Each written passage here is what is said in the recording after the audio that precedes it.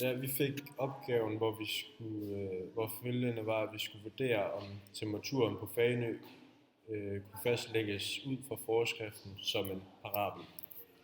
Og vi fik så nogle tal og nogle måneder. Og så vil vi gerne vise hende til Jens Beyer, hvordan man laver opgave 1, som er at prøve at finde den her forskrift. Vi skal Ø1. Godt. Og for at finde forskriften, så starter vi først med at åbne det her regneark, som vi har hernede. Vi kalder månederne for tal, i stedet for hvad de rigtigt hedder, fordi ellers ville Jens Beyer ikke kunne regne dem ud. Så vi skriver månederne.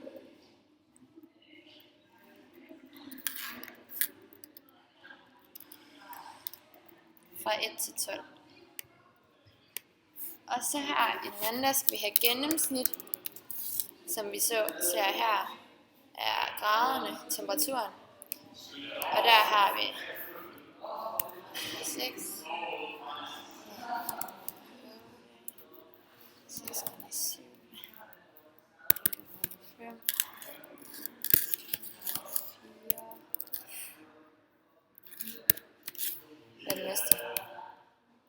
22.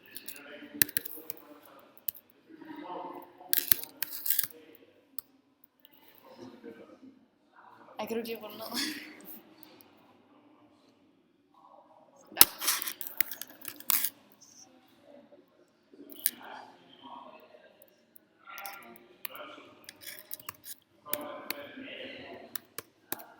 Sådan.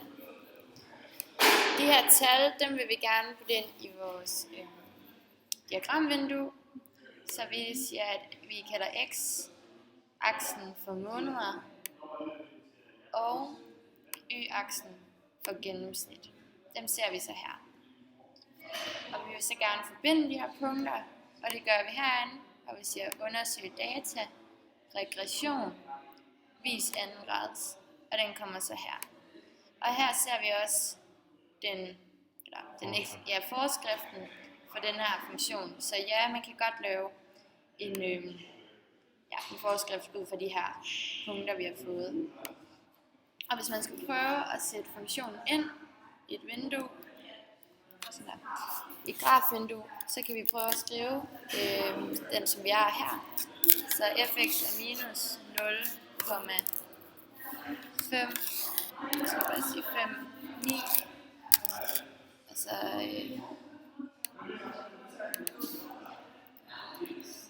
n plus 7,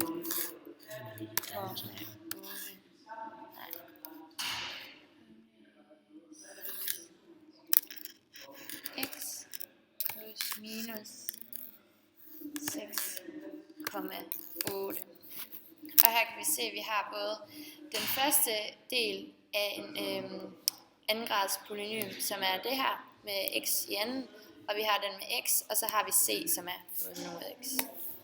Og vi skriver den så ind her, og zoomer lidt ud, så vi kan se den, og den er her. Så, ja.